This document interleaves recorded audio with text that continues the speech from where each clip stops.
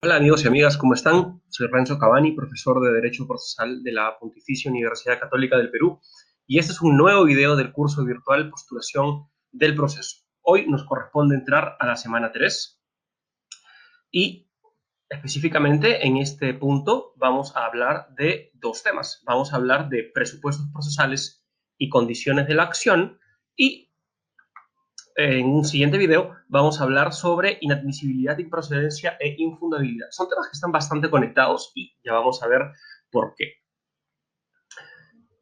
A ver, vean aquí.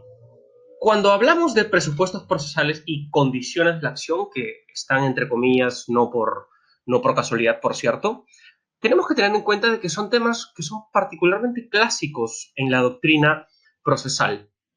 Son temas que de hecho han sido muy tratados por varios de los mayores tratadistas y juristas que han escrito sobre derecho procesal en general.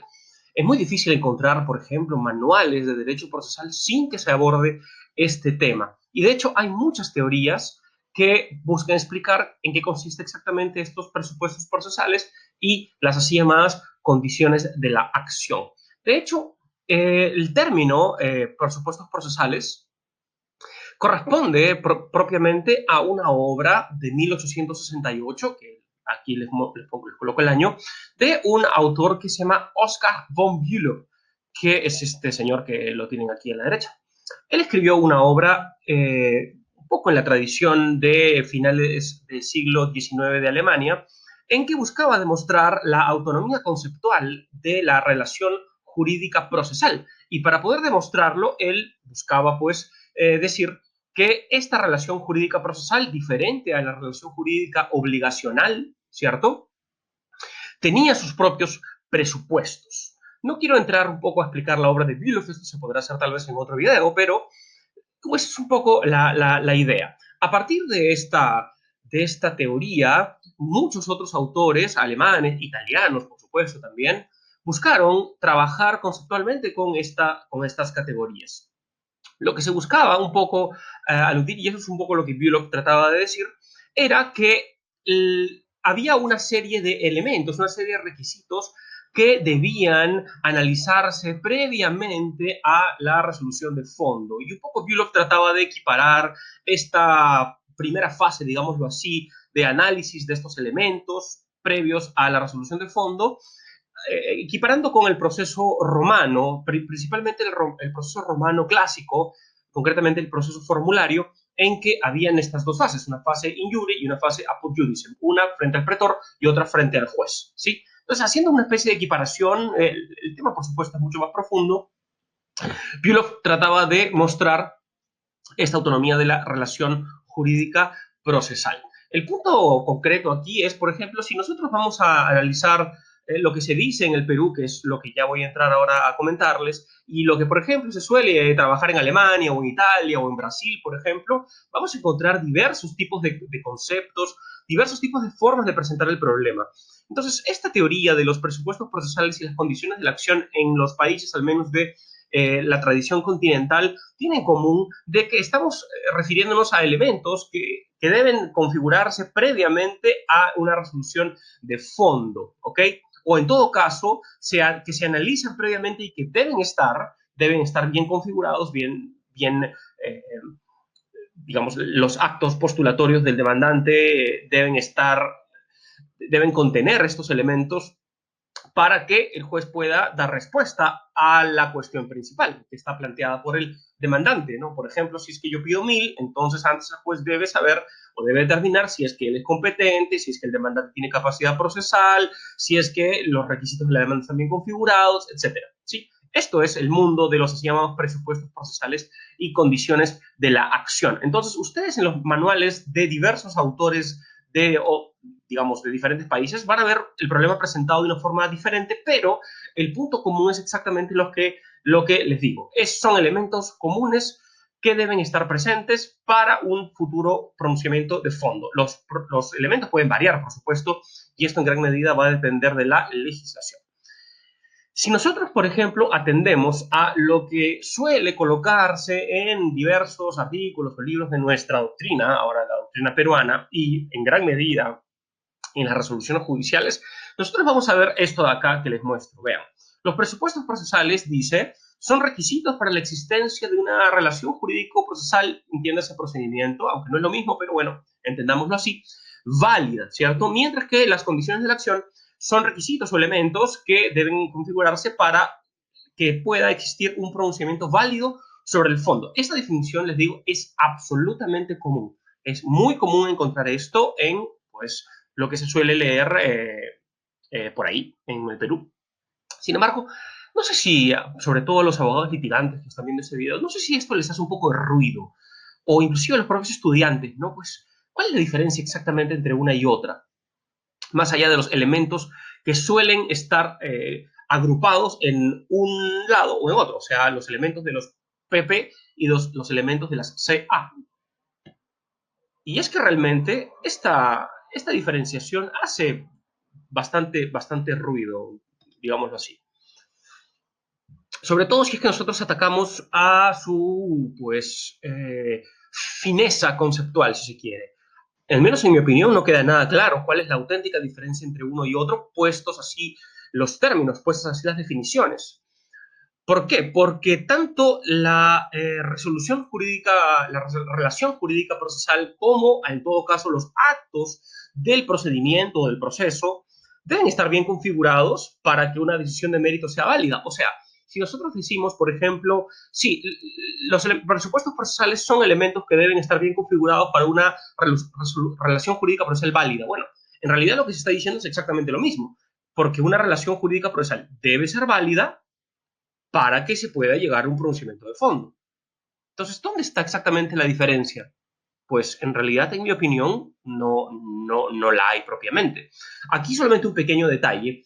Cuando se hace énfasis en la validez, tengas en cuenta que es perfectamente posible que un procedimiento pueda tener vicios o en todo caso pueda tener incorrecciones y que aún así el procedimiento pueda ser entendido como válido. Esto tiene mucho que ver con las reglas de la nulidad procesal que ustedes la pueden revisar a partir del artículo 171 y pues yo en la descripción de este video les cuelgo mi libro completo que escribí sobre el tema. Es un libro que tiene mucha historia, mucho derecho comparado, pero también tiene un análisis más o menos pequeño de la legislación peruana y también les coloco en la descripción ya un análisis mucho más directo de la legislación y doctrina peruanas respecto de este tema específico de la nulidad procesal. ¿Ok? Entonces, vean los artículos 171 en adelante y les cuelgo mi libro y además los dos comentarios precisamente al artículo 171 y 172 que fueron publicados ya hace unos 4 años más o menos en la obra Código Procesal Civil Comentado de Gaceta Jurídica. Así que allí para profundizar un poco sobre el tema de la nulidad y ustedes van a poder entender por qué es de que un procedimiento podría tener vicios y poder seguir adelante. No entiendo, no se me ocurre, pero pues es perfectamente posible que esto ocurra. Entonces, los PP y CA, como les comento aquí, aluden a requisitos pues, que deben estar adecuadamente configurados para continuar el proceso y para poder llegar a una resolución de fondo. Este es el punto común del gran tema de los presupuestos procesales y las condiciones de la acción. Ahora, solamente respecto del tema de las condiciones de la acción, puede sonar muy extraño porque en nuestras clases seguro nos han mencionado, y también de hecho lo dicen muchas resoluciones judiciales, que se animan a adoptar una definición sobre lo que significa acción, que la acción es un, digámoslo así, un derecho fundamental o un derecho de acceso a la justicia o, en fin, lo que fuere. Pero en ese sentido, condicionar de esa forma un derecho fundamental suena un poco raro, hace poco ruido el término. El tema está en que el término condiciones de la acción fue forjado en un contexto en que por acción se entendía algo diverso de lo que se suele entender, al menos en la doctrina y práctica peruanas. De hecho, hablar de condiciones de la acción, pues es lo mismo, en realidad lo que acabo de decir, solo tiene sentido si nosotros entendemos de una forma diversa lo que es acción. Por ejemplo, piensen en la teoría del Lippmann, que no es una teoría, digámoslo así, tan estudiada en el Perú, pero sí que es muy común, por ejemplo, en Brasil o en Italia. Lippmann, así para decirlo en términos muy, pero muy sencillos y muy claros, él diferenciaba entre derecho de acción y derecho de petición. el derecho de petición sí que lo entendía como un derecho fundamental. Lippmann escribió esto, por cierto, a finales de la década del 40, pero mantuvo la misma teoría a lo largo de las ediciones sucesivas de su Manuale di diritto processuale civile, ¿sí? Entonces, el derecho de petición era el derecho constitucional fundamental, abstracto, por supuesto, pero el derecho de acción, entendía Lippmann, era una concretización de este derecho y no tenía el carácter de fundamental. Lippmann específicamente entendía el derecho de acción como un derecho a una sentencia de fondo, no a un derecho a una sentencia, por ejemplo, favorable, como lo entendía Chiovenda y otros autores que suscribían la teoría así llamada de la acción concreta, ¿cierto? Sino un derecho a una sentencia de fondo. Tampoco suscribía, por ejemplo, autores como Alfredo Rocco, que defendía la idea de la acción como un derecho abstracto, pero no una sentencia, sino un derecho abstracto simplemente a entrar al proceso. Lippmann decía, el derecho a acción es el derecho a una sentencia de fondo. Y para poder llegar a esa sentencia de fondo, o sea, para que exista derecho de acción, debían concurrir dos aspectos, concretamente. Uno, el demandante tenía que tener legitimación, o en el término italiano, legitimazione ad agire, o sea, legitimación de accionar sería, ¿cierto? Y además tenía que tener interés procesal o también interés ad agire, interés para accionar o interés a accionar, o sea, a demandar, eso es exactamente. Si falta alguno de ellos o ambos, lo que va a haber es una carencia de acción y por tanto lo que debe darse es que el juez debe concluir el proceso sin pronunciamiento sobre el fondo, sin pronunciamiento sobre el fondo, ¿ok? Esto, visto de este punto de vista, pues tiene sentido, es bastante coherente, ¿cierto?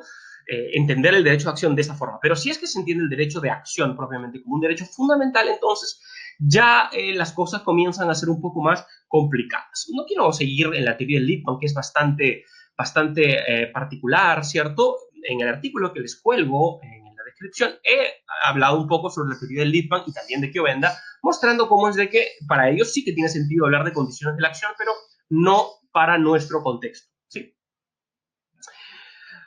Entonces, esto es lo que les mencionaba. Para uso más común de acción o derecho de acción en el Perú, no es como se entiende en Lippmann, sino más como un derecho fundamental de acceder al proceso judicial.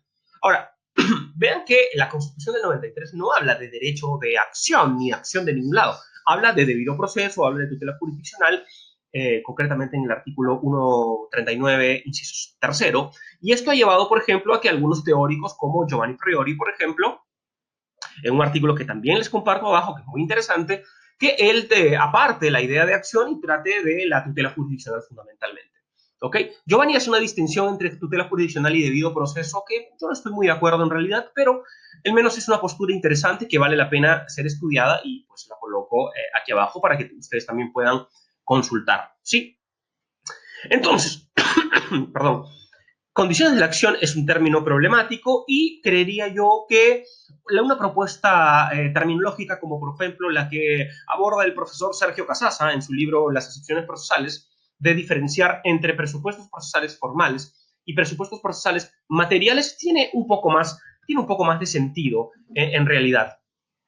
Sin embargo, pues por razones diversas, yo creería de que también hablar de presupuestos procesales es un poco, es un poco digamos, complejo a nivel analítico, si se quiere. O sea, yo creería de que una teorización debería partir un poco por diferenciar entre presupuestos que tienen que ver con la existencia, ¿cierto?, de la relación procesal, con requisitos, ya con validez, y con, en todo caso, con condiciones que podría ya tener que ver con eficacia.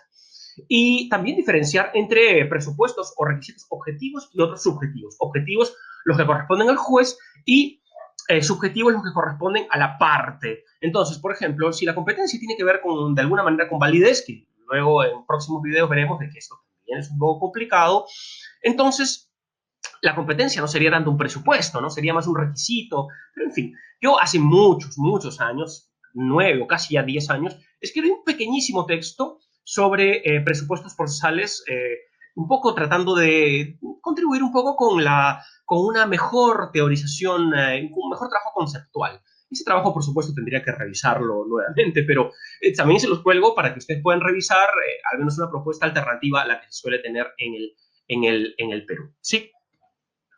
Muy bien, entonces en realidad para poder entender mejor la función, ese es el punto importante, ¿no? La función de los PPI-CA es muy importante, fundamental, diría yo, recordar las dos fases del procedimiento en primera instancia que hemos visto hace no pocos videos.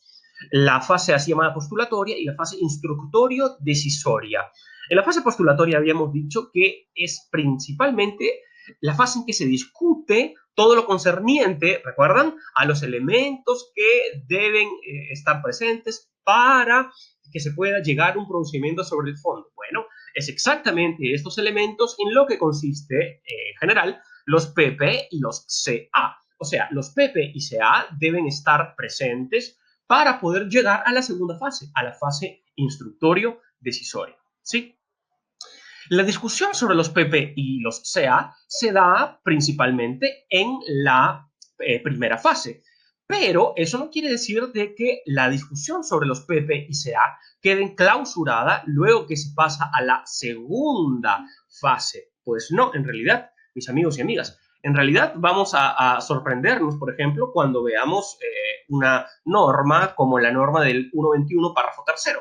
Acá se trata de un poco hacer una distinción conceptual entre decretos autosentencias, muy mal hecha, por cierto, por el CPC, pero lo que llama mucho la atención es este tercer párrafo. Vean, dice, mediante la sentencia, el juez pone fin a la instancia sobre el proceso en definitiva, pronunciándose en decisión expresa, precisa y motivada sobre la cuestión controvertida, muy bien, o sea, se pone fin a la instancia, 1, y 2, se pronuncia sobre el fondo, esa es una sentencia en el Perú, o al menos en el ámbito civil, pero dice, declara el derecho de las partes o, excepcionalmente, se pronuncia sobre la validez de la relación procesal.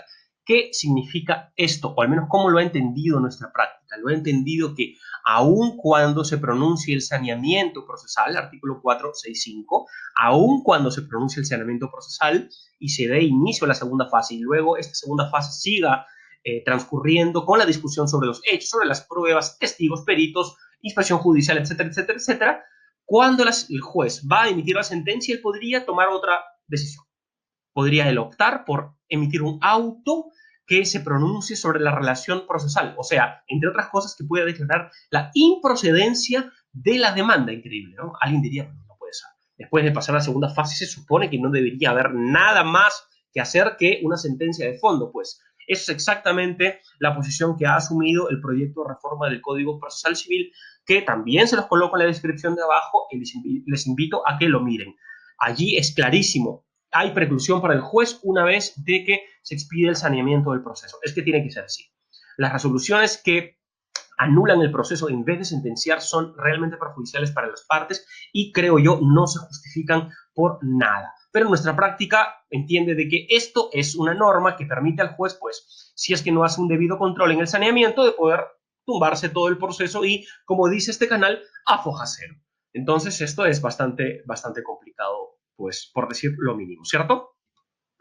Muy bien, ¿y qué es lo que suele entender nuestra doctrina y nuestra práctica respecto de los PPI-CA? En gran medida se entiende que los PP son la competencia, la capacidad procesal y los requisitos de la demanda, aunque requisitos de la demanda es decir todo y nada a la vez, y las condiciones de la acción son la legitimación, muy mal llamada legitimidad para obrar. En realidad no hay nada de obra, es una muy mala traducción de legitimación ad agire. Debería ser legitimación para accionar, o de acción, o de accionar, pero no otra cosa. Y el interés procesal también muy mal llamado interés para obrar, ¿ok? Como les había mencionado, pues esta es la forma como se suele entender, pero no quiere decir que no se necesiten ajustes, como el artículo este ya bastante antiguo que escribí en el 2011 y que les comparto abajo, como les había mencionado, ¿sí?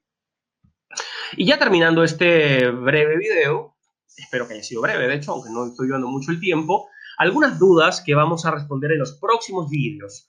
En primer lugar, es vincular de una forma mucho más clara y concreta los PPCA con validez y mérito del proceso. Esto va a ser, de hecho, abordado en el siguiente vídeo, ¿sí?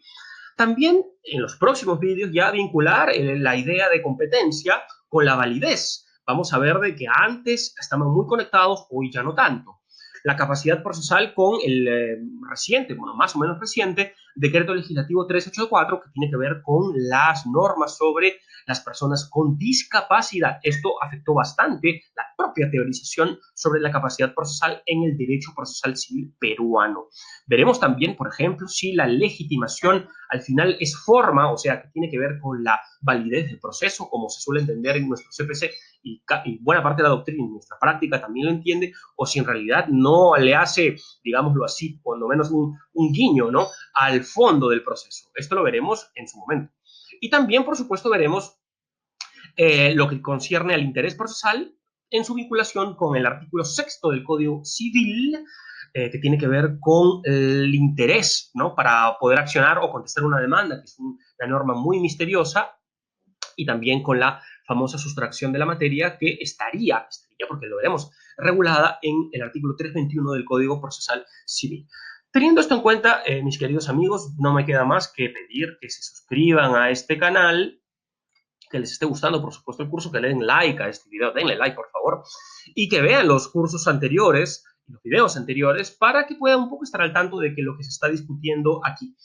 Y también, por supuesto, que sigan acompañando esta grabación. Que les vaya muy bien, nos vemos pronto.